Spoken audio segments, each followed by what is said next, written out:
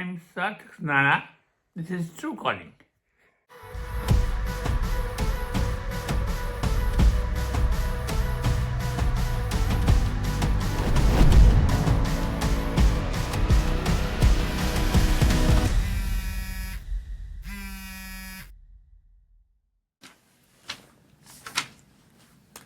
This is a first. The setup is a first. The conversation we've had a little bit, of course, during the ayahuasca ceremony. But I just wanted to say, howdy. Howdy. Dude, okay. So I had a rough outline for how we should kind of navigate this. Okay. And I feel like a good place to start is how we came across ayahuasca. Just in general, the thought of it, the idea, the notion, the illusion. What was the inspiration? What was the inspiration? The Dieta. Just briefly touching on what that Very was important. Probably the most important. like. 100%. I want to touch on how I decided to double down. I was going to go only one day, and then that decision. Then the general setting of the ceremony, I feel like we should discuss. First night experience for both of us. Mm-hmm. Ceremony. Mm-hmm. Second day. And then insights. Okay. And then the most important part of this whole thing, what we're doing post it, integration. So that's the rough thing, and that's all I use my laptop for. So I guess to just set the stage behind us. I think I came across ayahuasca probably in college, and I had heard of it, and I had heard some students. There was one guy who was just like the biggest drug dealer on campus, who had this DMT, and I'd heard of like this DMT pen, and he was like selling these pens where you just take a hit, and I saw one of the kids take a hit, and then literally like a few seconds after he just like falls back up, and he's out. But that's when I asked him, and he told me like, okay, ayahuasca is this plant medicine molecule, DMT. Started looking into DMT and kind of forgot about it. And then more recently, we have a friend who just moved to Austin, a common friend. By the way, wait, before we go into any of this is Derek.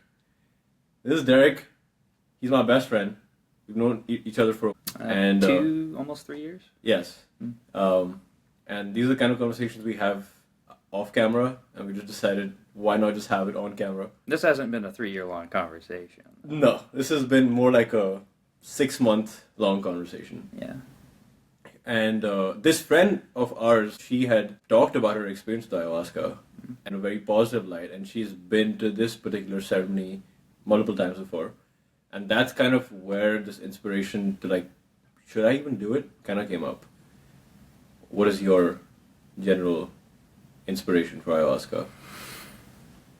She was a big inspiration. Well, I shouldn't say big. I kind of saw her as a sign. It fueled a little more of the curiosity, because I had come across it and even heard about it like many people, I think, a couple years ago. And when you introduced me to her, and she went into her experience, and we talked for a couple hours kind of about what it did for her. I took that as just sort of a bit of a green light. Timing with where I was in life and kind of going through a handful of transitions seemed appropriate. And she definitely made it seem accessible, safe, but also very not a casual endeavor. She really emphasized and portrayed the intention behind it, and it's not something to just dive into because you're all that curious about it. It's like really do it because you feel a calling, if you will, feel called to do it. I didn't pay him to say that. It just came to me. So yeah, she it kind of felt like meeting her was the phone ringing a little bit, I would say. Mm-hmm. You can't give any more. Some neat parallels here, man. Yeah, for sure. I think it was ayahuasca is like one of those, you can call it medicine, drug, whatever you want to call it, My parents call it drugs, I call it medicine.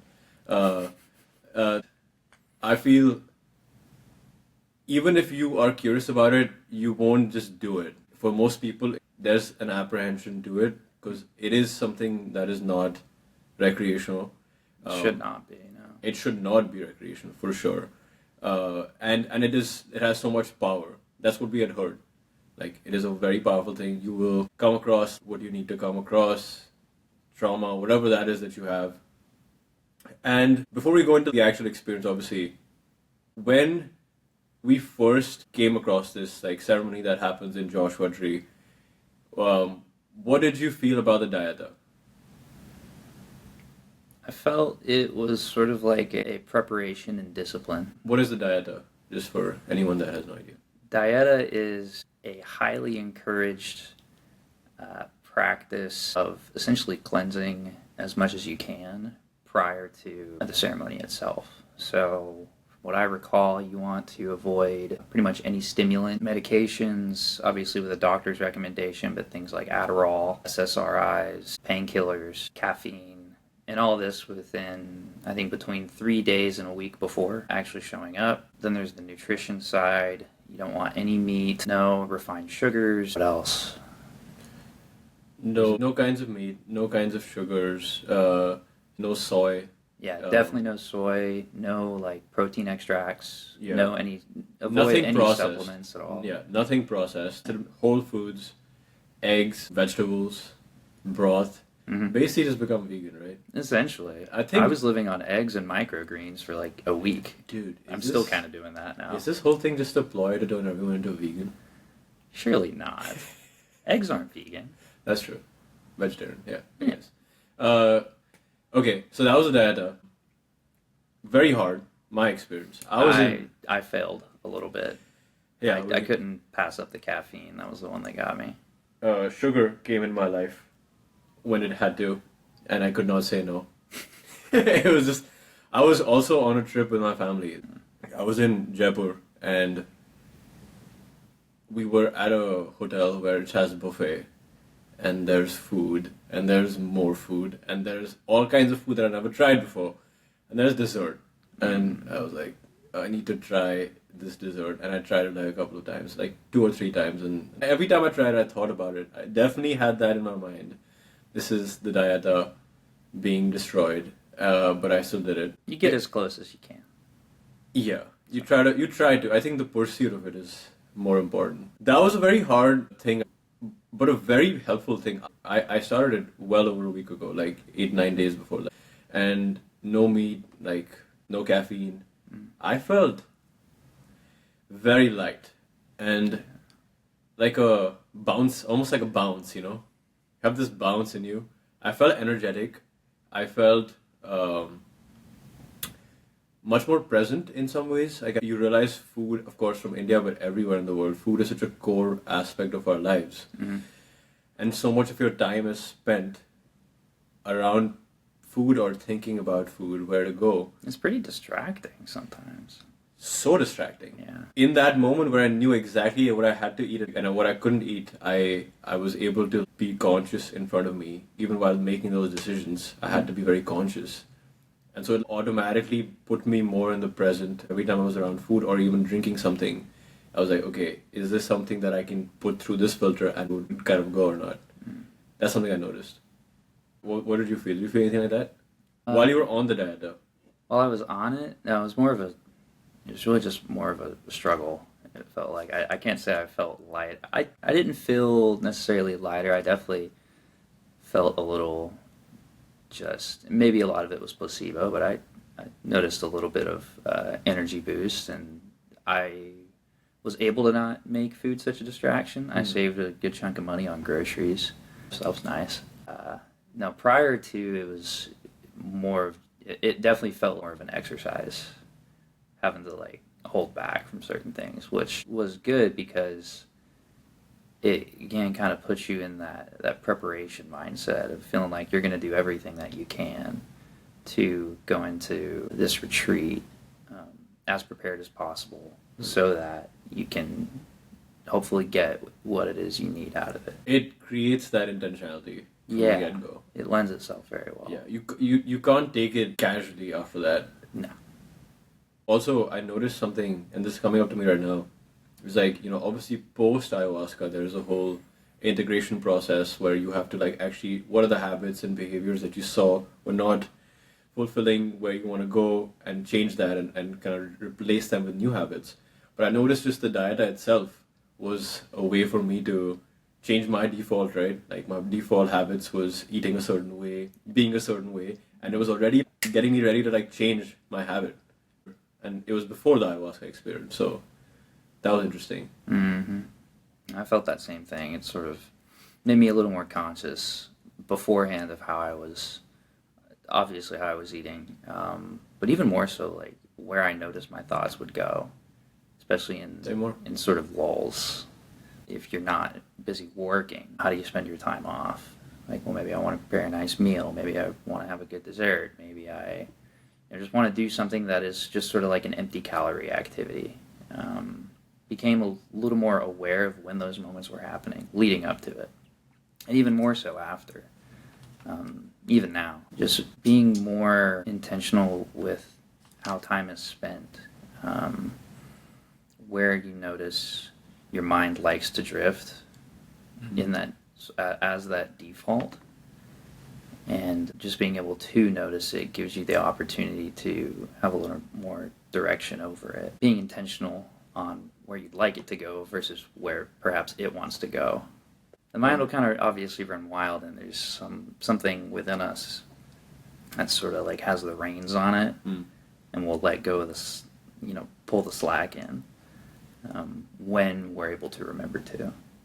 So it created more, leading up to it and following up, has created more moments where I will notice that, and be able to rein in the slack of, just a mind running wild, and more so guiding it rather than observing it.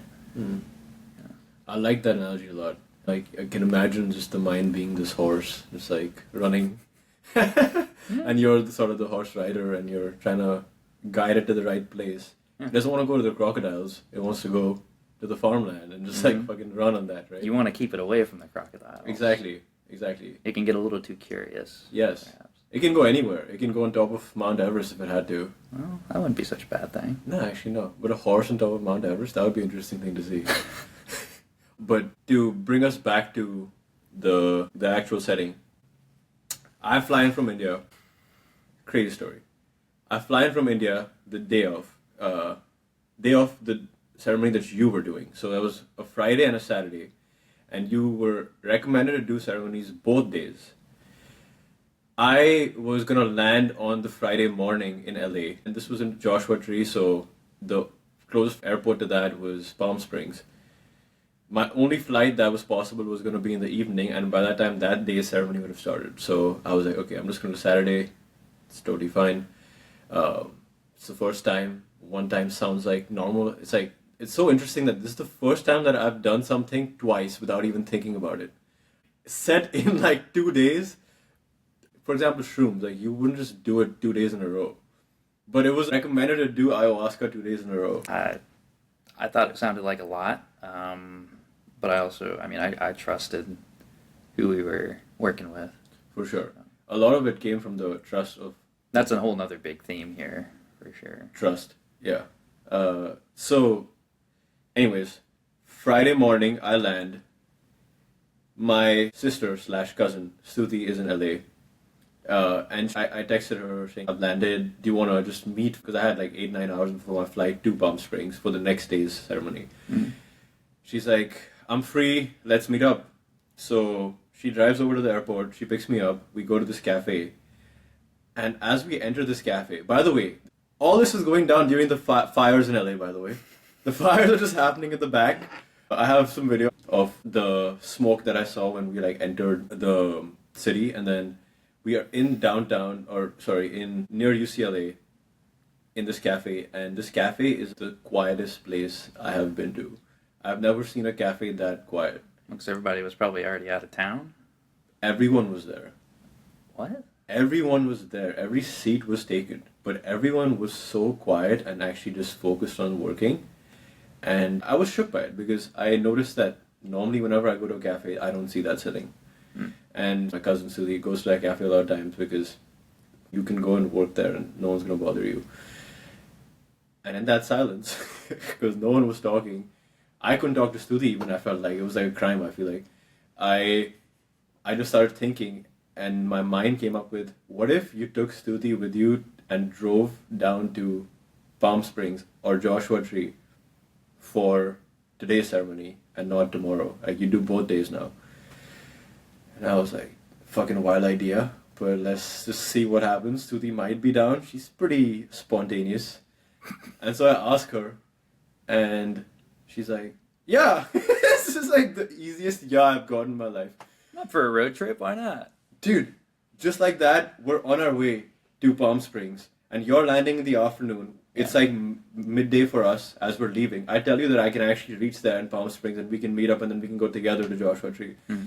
So that's exactly what we did. I had a hotel for the night that I just gave to Suli, so just you could stay here, and we will just see you tomorrow, hopefully, like, because we had some day in the morning before the evening ceremony, and we are on our way to Joshua Tree for this ceremony.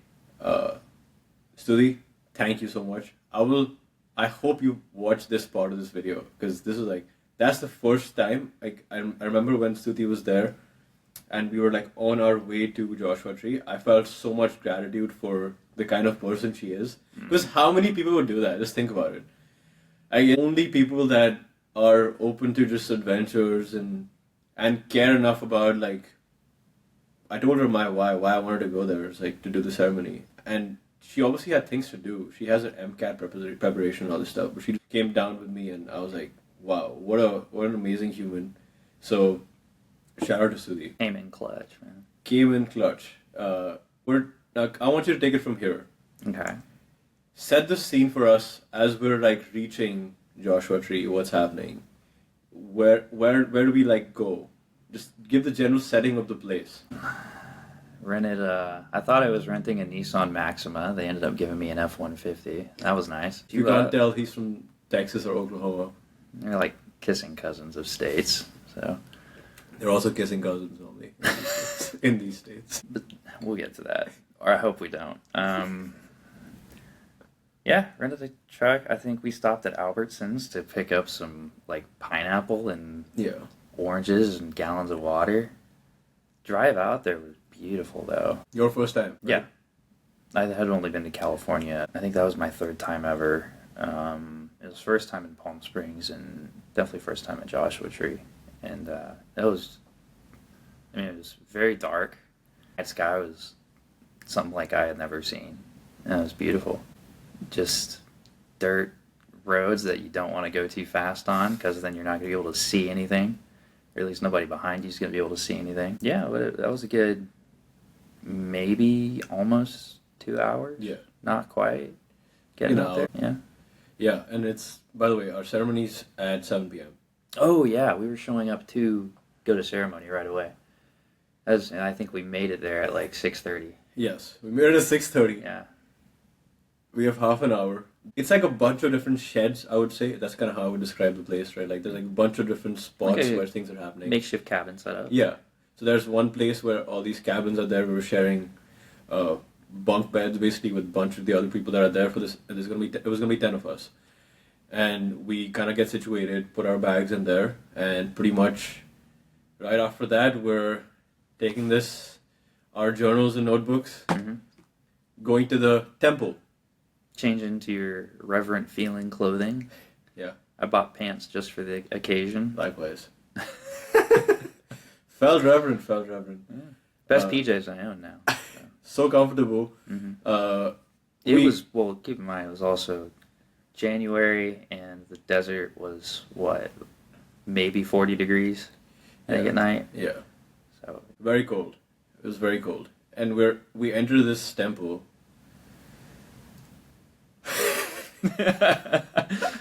The first thing I noticed, or the first thing you noticed? What's the first thing you noticed? First thing I noticed was they had $6,000 guitars in there. I didn't realize there was a full band, like acoustic band, that was going to be set up. And the first thing I noticed, obviously, it's a beautiful temple, and they had it very well decked out. But the first thing I noticed in the corner were two custom shop Taylor acoustics, and I looked at those and went, "Dang, was nice. I kind of want that. And then I noticed all the tapestry and the warm tea at the door and all that. The first It was thing, cozy though. yeah, it's just so Derek. If you would go to any room and notice that. This first thing is like a musical aspect to it. And instruments everywhere, man. And there were instruments everywhere. Yeah. Guitars, drums. Some instruments I've never seen before. Same. Yeah. Some bird whistles, some like crystal sound bowls. Yeah. So the ceremony wasn't just us consuming ayahuasca and sitting in one place. The ceremony was us being in a room with others, drinking ayahuasca, but with guides. We had 5 guides that were part of this. Like one of them was like main guide that kind of like went through the Matriarch, almost. Yeah, it was a matriarch. She was quite the leading figure. Yeah. She like her energy stood out, and she was the one that kind of like facilitated the beginning and like what has to happen and what you can expect. Then setting the intentions and then going into the experience. So it wasn't just us by ourselves partying. There was like a clear guidance on how to go about this stuff, which I think is now, as I look back, so important in something like that, because I know I had moments through that experience where I thought I was gonna fucking die, bro. Same.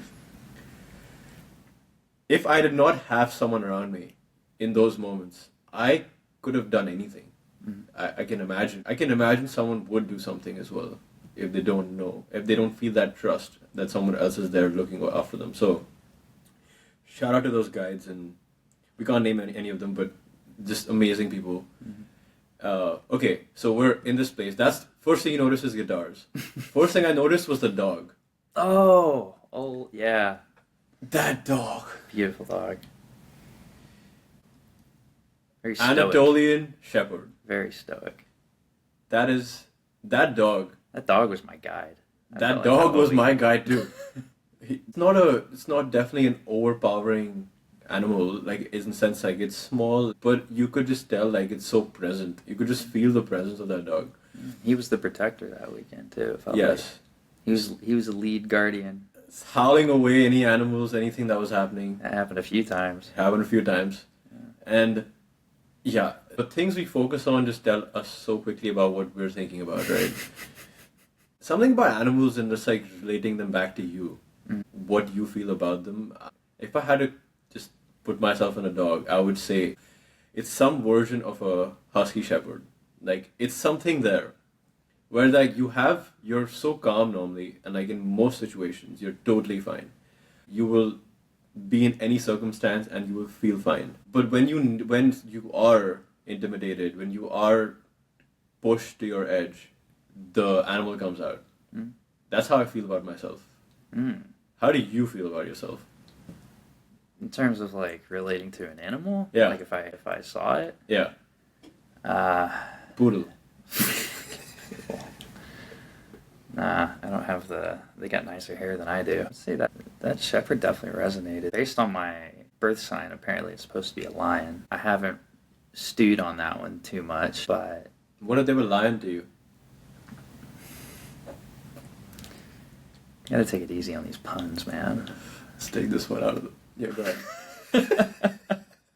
Fucking hell.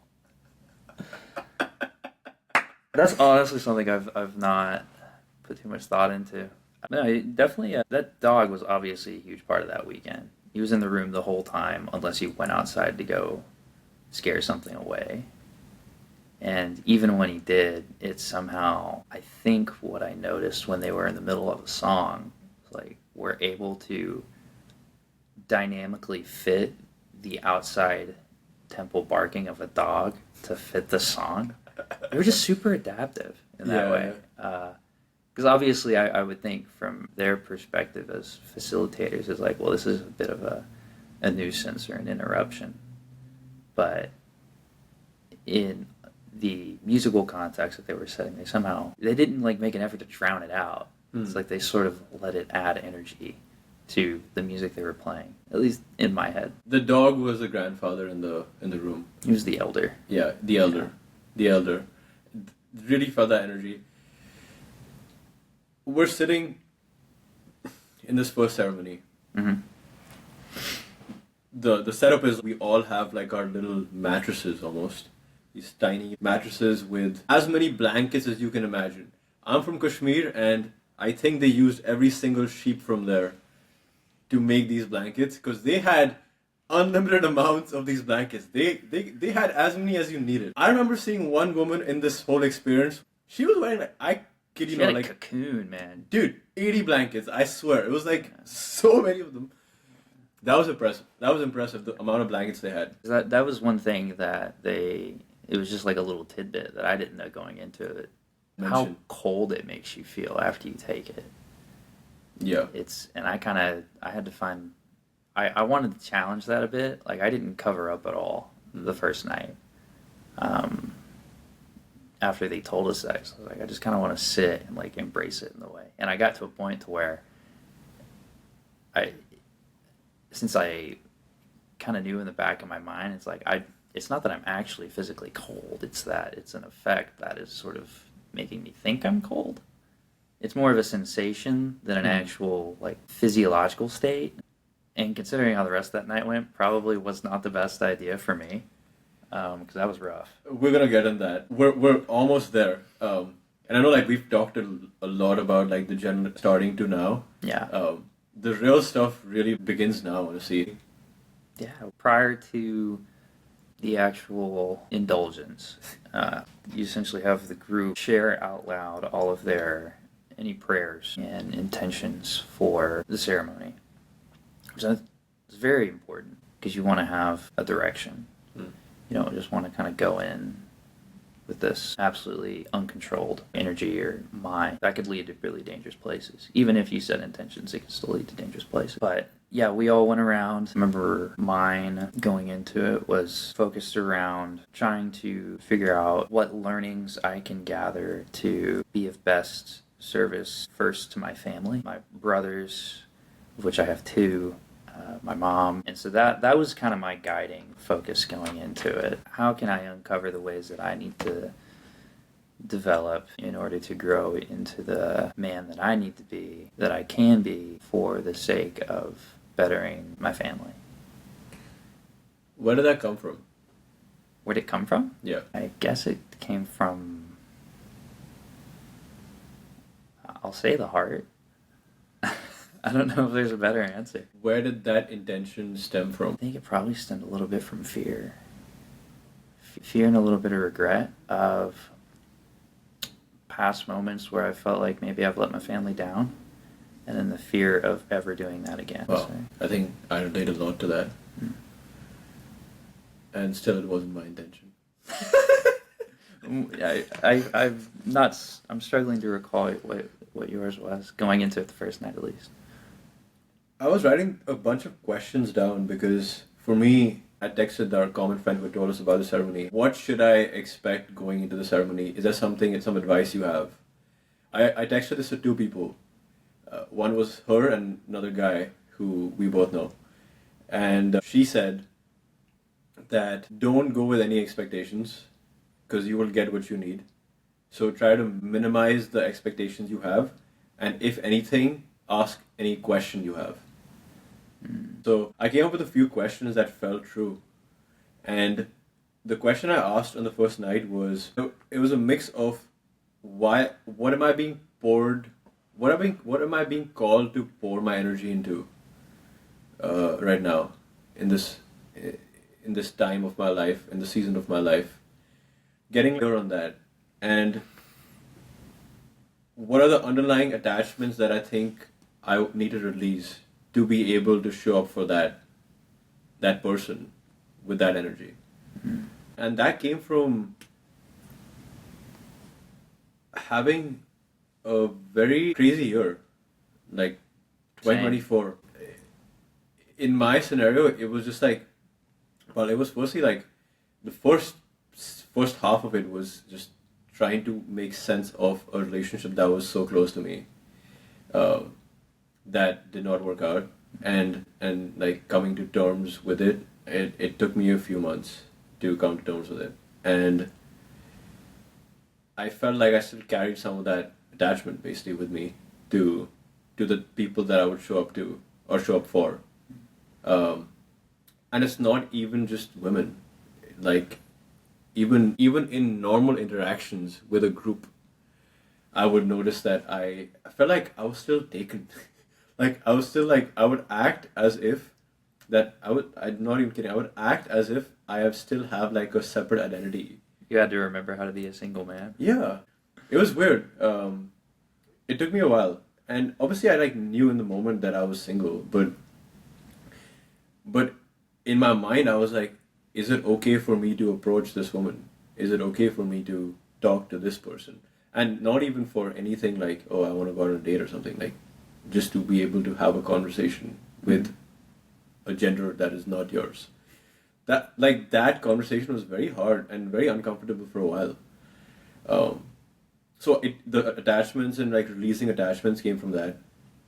And then what am I being called to or like put my energy into is like this calling that has been brewing with this and all that's happening. How can I channel my energy in the right direction and focus on the right things through this creativity that's coming out in this time in my life? And there's bursts of creativity that I've noticed. The way that I think a lot of people work is they have like these like kind of like a lion, you said, like Working sprints. yeah, it's these like sprints and then rest. And like I noticed that I had just had so many things coming up, but I wouldn't share them openly. Even the podcast that I'm doing, the podcast I've done, they're like capturing only a glimpse of that. They're capturing only a glimpse of that creativity that I feel like is brewing. And so I wanted to like maybe make some sense of it. That what is that's coming out? You know? Like how can I channel that? So that's the question. That's why I asked that question of pouring my energy into it. And we sort of right after this, as we went across the room, kind of went into, oh yeah, this is another important thing I think. They were giving us the drink, which is, it's like a shot glass, I would say, but it's viscous, brownish looking. Looks like a mole. Yeah, that's what you said. It looked like a yeah. mole for any Like a real dark espresso. Yeah, really dark espresso. Yeah. Or like I guess a lighter version of espresso because Mine was black. yours is black, dude. But I saw like a little like brown, and I saw some green, dude. I don't know why I saw the green, but I saw green. Anyways, they asked us. You got if the aged batch. The guides would ask you essentially what level. Yeah. Essentially how deep. Yeah. You're trying to go. Yeah. Essentially give you 3 options. Yeah. Light, moderate, deep, and we both chose moderate. Yeah. From what I remember. Then they would give you an option. I have no idea how much time, but they would kind of like come to you and ask you if you want to take another sip. At the halfway point. Yeah. Or if you wanted to like stay at the same or not take it or go deeper. And let's get into the experience. I want to get into your experience first because the contrast is amazing. Yeah. Just tell me what was happening with you, Derek. Oh man, so the first night was rough. I'll preface with over the whole weekend, I think out of the 10 or so people we had, 2 of us didn't throw up at all. I was one of them. I also didn't throw up. I thought you did. Not on the first night. Did you on the second night? No, I just spat out weird shit, but I didn't throw up. Okay, maybe 3. But the first night it was a lot. Obviously, I had no idea what I was getting, what really to expect, and it was very emotional. Definitely had some moments where it definitely brought some tears. And at some point through the night, as I was kind of working through a few struggles, my negativity bias kind of took over, and I didn't realize it until everything was over. I got to this weird place where I was justifying a lot of demonizing that I just felt like I started to see in the process itself. I, for some reason, started to see as a sort of evil thing. Definitely didn't expect. I lost trust in the guides for no good reason. This sort of, not quite rebellious, but, well, actually, yeah, it did become a little rebellious on my part. Because I ended up leaving which really not. You're strongly asked not to do. He ended up walking out of the ceremony. Yeah. Got up and left. I did, and two of the guides followed me out and talked to me outside the temple in the middle of a song, too. A couple of the other folks took over. Yeah, they just kind of listened to me. I had a lot of thoughts going through my head. I started questioning everything that was going on there. Where it came from, strange place of doubt. More like I got real suspicious. Sus. Real sus. Yeah. Of the practice, the people. I somehow managed to convince myself that I was being robbed. For one reason or another, the thoughts going through my head became, there's somebody else, in this property that while we're all doing this, they're going through the cabins and they're taking our credit cards, they're taking our IDs. I was convinced I was going to be left out in the middle of Joshua Tree with no wallet, no cell phone. My rental truck was going to be gone, and I was sort of falling victim to a snake oil salesman in a way. Like, I'm remembering that feeling right now, and it was just absolutely anxiety-inducing. I was beside myself, and I became so convinced of that I walked out. And I walked out because I wanted to go back to the cabin and make sure that all my stuff was there. I wanted to make sure I was going to be able to get home. Were you gonna just dip? I mean, I knew I was in no condition to drive. That much I knew. So I thought, for whatever reason, I was going to be left. I was going to be one of two things: left for dead in the middle of the desert with no resources, or I was going to be killed in my sleep and then robbed. Because again, we're kind of out in the middle of nowhere, and you can. Is it robbing if you're already dead? It's looting at that point, I guess. Yeah, that was what took over the first night. What made you, with the distrust you felt with the guides in that moment, where you were like, I don't believe in any of this. Why are these guys here? They're probably going to rob me. They're going to do this, that. What made you talk to them? What happened as you went outside and then they came? They essentially, were just checking on me, making sure, are you feeling okay? Are you feeling sick? I saw it as an opportunity to try and uncover something. Maybe justify my suspicions in a way. So I started questioning. I started asking them a bunch of questions. And they had this very unique way of turning it back into a not so direct answer. For instance, I remember one of the guys came out, and this is when I was convinced that somebody was, robbing all of our possessions from the cabins.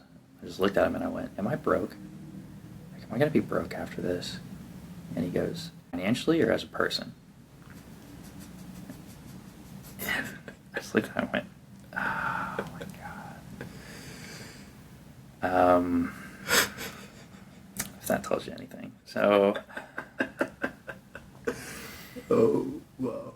That was part of it, and then I was slowly coming to and started asking more so questions about the history of the place, and asking, how long have you guys been, really doing this, and how long has this been, a regular thing? And obviously it had been, a couple decades that this had been taking place, and I got a few answers from them that were pretty reaffirming, but not convincing. Did they say anything like, hey, I know how you're feeling kind of thing? Nothing that was directly empathetic, but I also don't doubt, considering the length of time they had doing it, they had encounters like that before. I'm sure they've had much worse. I think I was pretty easy to handle for them, kind of going through it, especially as my first sort of exploration in that. They handled it, like, they were super accepting, and I would say empathetic. During that whole encounter, I was getting to the point of not being too pleasant, because again, I was... That's an everyday thing though, so... You're a master at dealing with me at this point.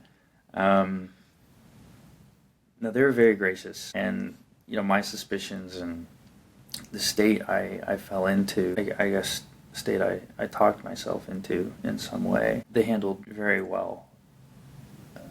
Because again, for whatever reason, at that moment, I had lost trust in them, and I'd started to see them, for whatever reason, as these sort of demons. Yeah.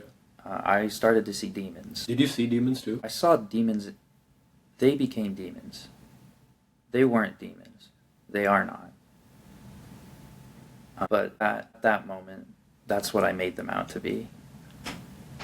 And they just made sure I was okay, made sure I wasn't, just about to leave in the middle of the night and go drive away, though I was tempted, I knew, did not need to happen. Fucked up. There's no way. Yeah.